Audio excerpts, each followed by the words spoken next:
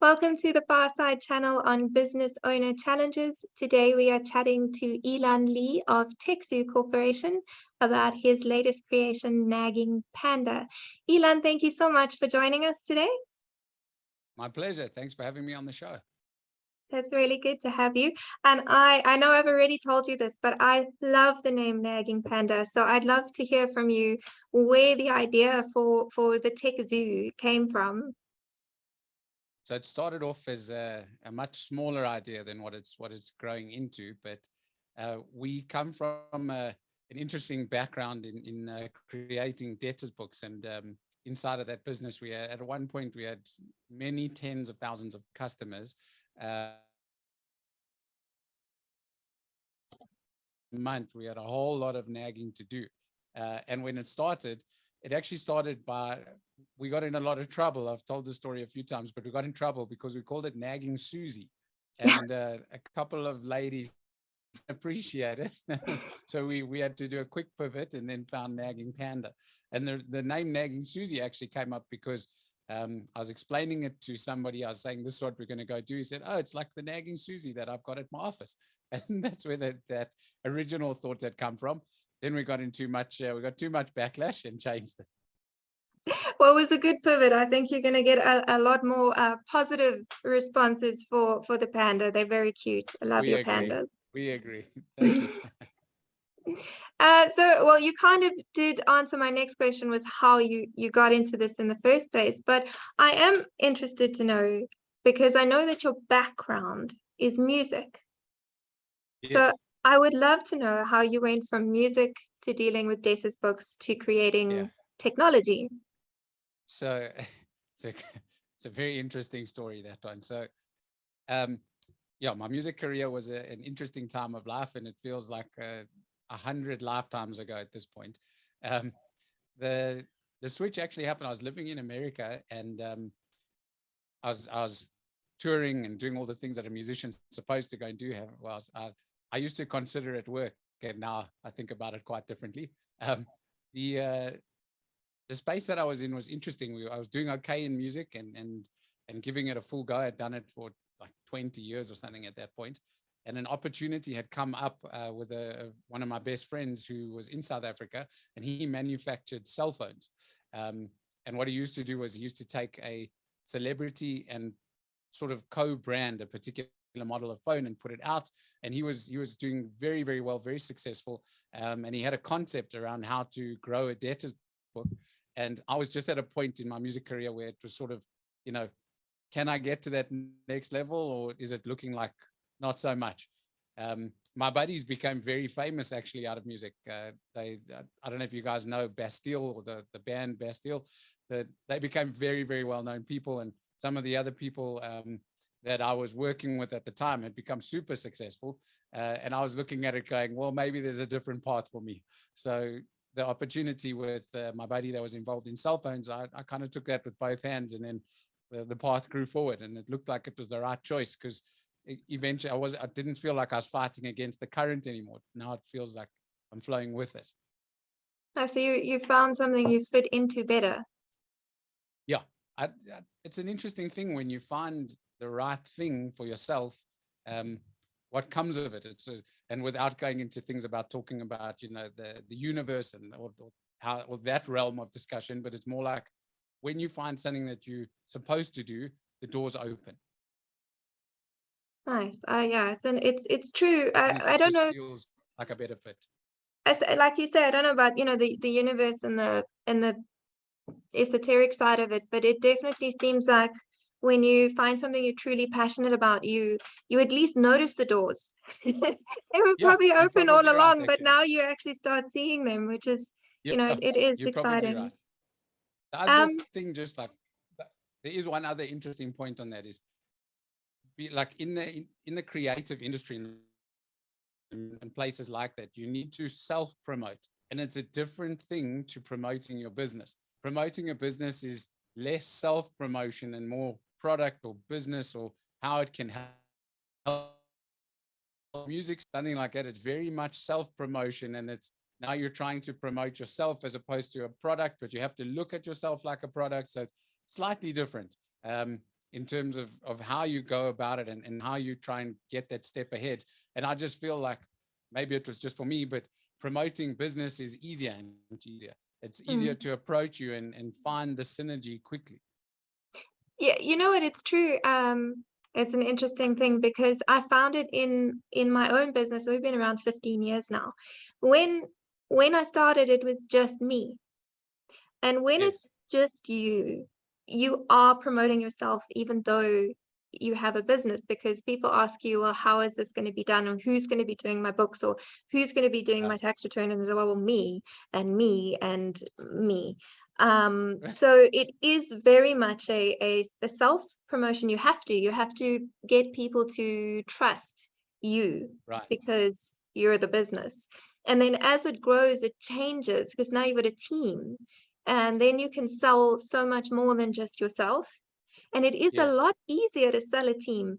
And I think not just because people are they trust in a group, the fact that there's more than one person gives it a bit more reliability, which helps, but it's also Right. just gives you more confidence. I'm sure, I don't know, I'm sure that as an actor, I mean, as a singer, you had imposter syndrome, because nearly everyone goes through imposter syndrome. This feeling of standing on the stage and going, what am I doing here? I shouldn't be here. My friends are more popular than I am or more successful than I am, and or should I be here? And I mean, every business owner goes through that. So Yeah. Imposter syndrome. I actually haven't heard that particular phrase, but it's exactly right. But I, I'll tell you a quick story because it's a good one. But I was doing a show in the UK, and Craig David had actually performed before me, and there were about 20,000 people. We were out. There was a big stage set up. There was it's a sort of a typical UK type of show, a big field, 20,000. I'm going to say youngsters, because compared to my age now, we were all young then. Um, and 20,000 people that had never even heard of me. I was what they called the wild card on the show. Reacts. Luckily, it was good, but imposter syndrome was definitely there because theoretically, performing before a star like Craig David would have made sense to be the opening act while people were still walking in and trying to find their tickets, not going after him when people had gone crazy for that superstar. And then you walk on the stage and 20,000 people go quiet. And I could literally hear my footsteps. Like I could hear oh my myself word. walking on the stage and 20,000 people are just staring at you. Then you sort of wonder like, okay, have I made the right choices? But I still do. I like to talk. I like to entertain. I enjoy being on the stage. So the stuff like that was always exhilarating. Oh, it's yeah. I'm very impressed you didn't run off the stage. I think I would have just run away if the whole crowd was silent. So yeah. So you To definitely be know fair, imposter actually, I syndrome. did at the time. I did actually have my manager who was managing me at the corner of the stage, like just behind the curtain. You don't move, just in case I need reassurance and a little thumbs up. And he did. He did. Yeah. Well, that's amazing because I mean, we're talking about your music, but you've touched already on two really important things in business, which is first of all that pushing through that imposter syndrome, and being Right. able to sell the business instead of yourself, and also the need for a team, the need for other Yeah. people. Yeah.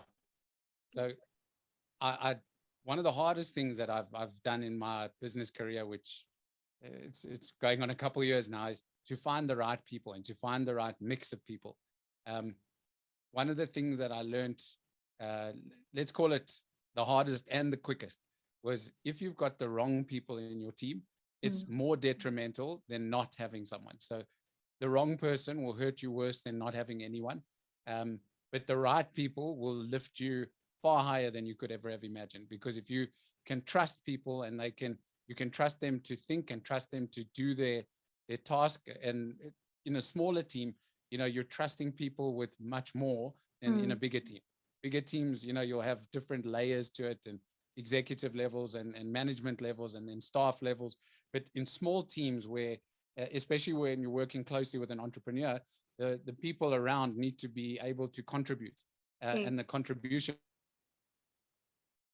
entrepreneur doesn't mean you're right all the time. It just means that you're driven and you're keen and you're not scared and you're willing to put your foot forward.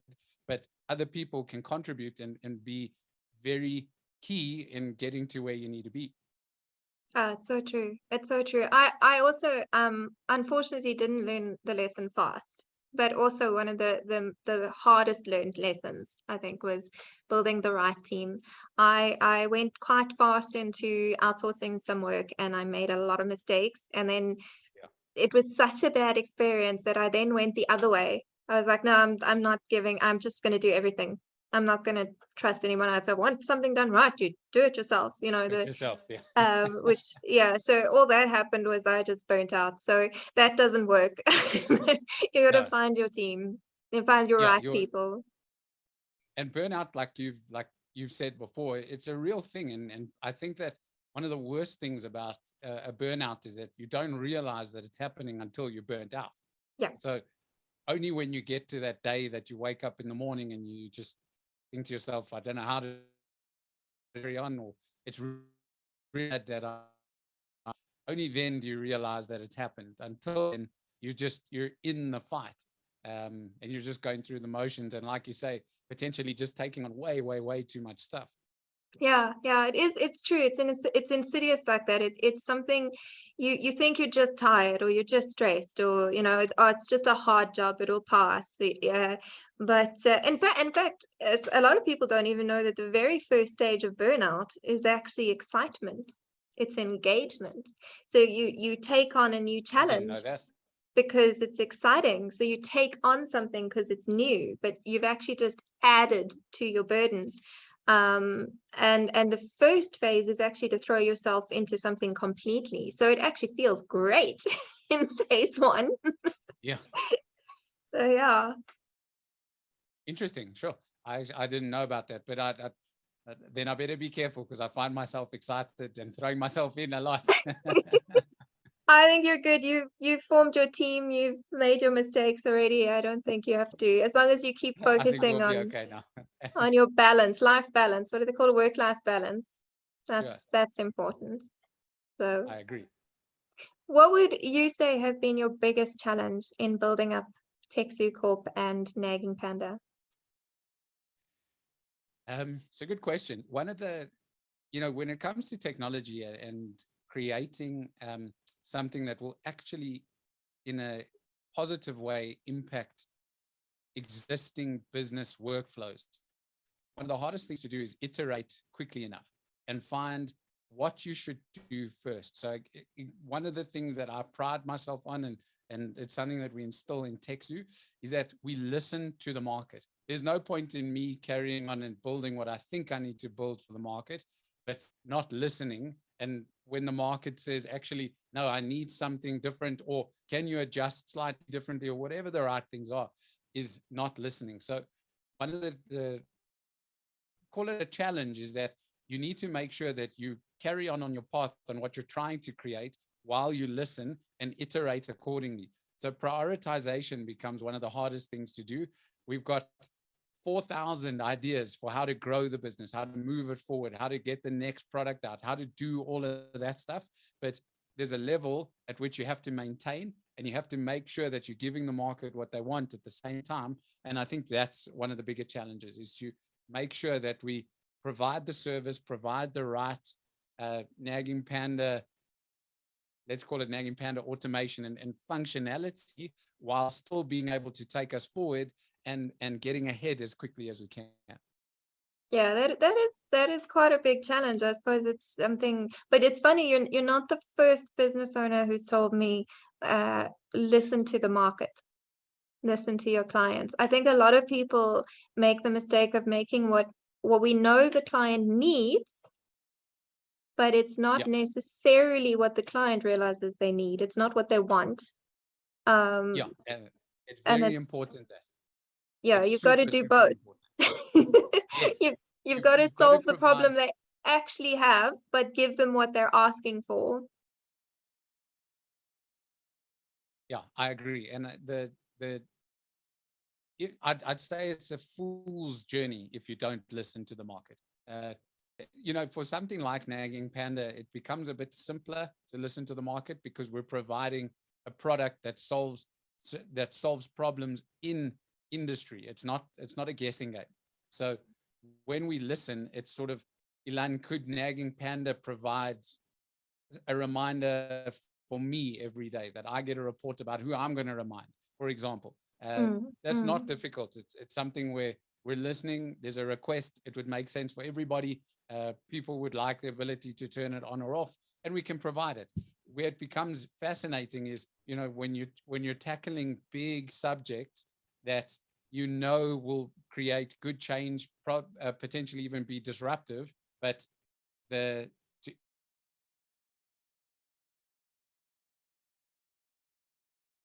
that comes down to resources.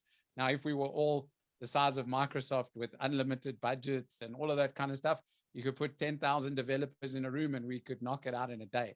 But, building business requires that you use resources carefully while listening, while growing, while establishing, and then building a brand that people can trust and hopefully come to love and take in and become the recommended product all the way around the world over. Yeah. Well, it's quite a challenge. Look, I must say you've done really well with the love side of that with the pandas, because I love the pandas. They make me smile every time I see them. They are adorable. So it's easy to love a product that makes you smile. We were hoping for, when we got to Nagging Panda as the brand, we realized that it brought a lot of light and a bit of fun and a bit of human element. Even though it's a panda, the panda can portray emotion in a space where you're not supposed to be emotional. So if somebody's paying you late and you send an angry panda, it's sort of, you're saying, hey, you got to pay me. You need to make payment. I'm angry, but you don't have to get angry. The panda is saying it for you, and people will receive it in a way that says, okay, cool. They're telling me something, but I don't mind. It's a cute panda. Everyone loves a panda. So it's a bit of life into something that's a little bit old. And hopefully everyone sees it, that purpose of it, where it fits in, and that people should pay. I mean, we want people to pay on time, but further than that, we want the same use of the panda to apply to the quote, because we're a big believer in revenue generation. And if we can put the technology to reminding people to pay you for an invoice and being able to put a happy panda or a sad panda or an angry panda to it, the same should apply to a quote, because if we can put the same tech to it, why not increase your revenue at the same time? Awesome. It's such a wonderful concept. I must say I'm an accountant, so I geek out a bit on the creative control side. I don't know how many people watching think it's as cool as I do, but the thing is that I know what a impact the payment dates have on cash flow for my clients. Like, I see so many of my clients battling with their cash flow because people don't pay, or pay late, or don't pay the full amount, or whatever the case might be. And it's an area where people are really scared to be forceful. It's uncomfortable to phone someone and tell them they owe you money. So I just think it's the most wonderful product. I really do. Thank you. Yeah, we find it's very uncomfortable to phone people for money. But one of the other things that I actually, if I'm dead honest, when I started, I didn't realize would become a thing. But if I paint you a little picture of say a solar installation, or an electrician, or a plumber, or somebody who's got a call out. So a call out fee of, say, whatever, it's up to, I don't know what it could go up to. I don't want to put my foot in it, but let's say it's 600 or 800 or 1,000 Rand. But one of the things that we're finding most fascinating is people are often struggling to catch the smaller payments. And it's, the guys are saying, the amount of people that I see on a weekly or monthly basis, the numbers are massive. The call out fees are small, but there's lots of them. If 20% of them are paying late, it's taking hours and hours and hours to go and get those small payments made. And that's where, Nagging Panda really comes through, because now it's taking massive amounts of time off of your hands, even if it's not. So collectively, the amount might be big towards cash flow, but individually, the amounts are small, but still owed. And we're finding that in instances like that, Nagging Panda definitely saving you time and headache and making horrible phone calls to collect 400 or 500 Rand. It's a very different space to where we began, but it's come through as a massive impact and help to businesses. That is, it's actually something I haven't even thought of, but you're so right. It is, I talk about this, I've spoken about it before in terms of how I came back from my burnout and built a real business, because I was actually self-employed before that. And Yeah. I had to go through 3 mindset shifts, and one of them was that working hard is not enough if you're working the wrong way, and you've Yes. got to pay attention to where your time is going. And that is exactly something you just highlighted here is, you've got 10 or 20 little invoices and you're spending all that time trying to get those individual people to pay instead of being out there getting more business and more income. Yes. It costs you so much more than just the unpaid invoice. Exactly. And these are the types of things that you only discover once you're in and once you're seeing. But exactly like you've said, it's how you use your time. And you can work as hard as you like, but if you're working hard as you like on the wrong stuff, you're going nowhere. So you've got to adjust it to put your efforts into the right place. And I believe that problem, let's call it where you're putting your efforts, is a consistent and continuous event. Let's call it a continuous sort of look and see to where you should be putting that hard work, because we find ourselves doing it all the time. Today I spent myself doing my whole day doing a project, but was that project worthwhile? I'll only know in a little while's time. Was it effective use of my time? Hopefully, but it's always an assessment to see whether that was the right time spent or not. Yes, yeah. And if you're the right person for the job, I think, that goes back to earlier with building a team, but that was something I had to come to terms with is I maybe I can do everything, but should I? Because I Yeah. might not be doing it as well as someone else Yes. who actually has studied that thing or worked in it for years and knows what they're doing. And so they're going to do it in a 10th of the time because they Yeah, know I what they're agree. doing. So Yeah, yeah. and there's some stuff that I don't want to do, so that's also good to give to someone else.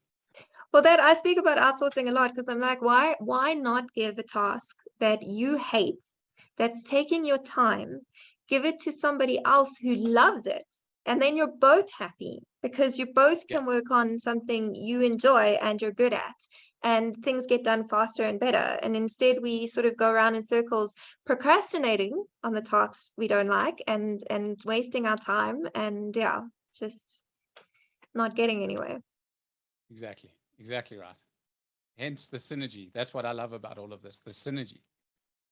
That's awesome. As I say, I love your product. And I think it's going to do well. And I very Thank much encourage anyone watching to look it up. What would be the best place for them to find you and Nagging Panda? On the web or LinkedIn or social media? Or what would you recommend if someone is watching and they want to know more? Sure. So we are all over the show. So the best place to find information about us and the product is definitely on naggingpanda.com. You can, from there, you can fill in a form and book a demo with us. But we know that some people get a bit scared about booking a demo. It's an interesting phenomenon. But you can just send us a mail. You can ask us a question. You could do QA with us, whatever it is that you want. You can get in touch with us there. Otherwise, on LinkedIn, add us on LinkedIn. You'll find the Nagging Panda team there. By all means, otherwise, social media, whichever one people are on, we're there. So please get in touch. Don't be shy. Awesome. I'll get all the links from you after this and I'll put it under the video so anyone can just click on the one Fantastic. that they like. Thank you so much, Elan. Great. Before I close off, do you have a piece of mind-changing, life-changing advice for any business owner watching? Um, it's always a good question. And I suppose the answer to this question from another business owner would always shift with where they are at the time. But my advice would be to find yourself a mentor. So whether it's somebody you know personally or somebody that you want to listen to, typical examples would be go listen to Rich Dad, Poor Dad, and go listen to other people's stories. The reason I say that is because if you're looking for life-changing advice, that means you need to hear something. And if you want to hear something, go hear it from people that have done it before, and that can explain it well, and that give you the right advice. And there's so many people that have written so many books, and now you don't even have to read them. You can listen to them, which is much easier. So my suggestion would be, for your frame of mind, go listen to the right book or go read the right book, but find a mentor before through things that they've seen, and you don't have to make the mistakes yourself in order to hear about the lesson. That is fantastic advice. Thank you. That is excellent advice. One of the better pieces we've had, I think, on this interview series, because I thoroughly agree with you, is go learn from somebody else's mistakes so you don't go make them. Go for a mentor. Awesome. Thank you so much, Elan. And as I say, we'll put your contact details under this video. Anyone wanting to get hold of Elan, have a look at the links below. And I do encourage you to go look at Nagging Panda, especially if you are battling to collect any of your invoices at the moment. Thanks, Elan. Thanks.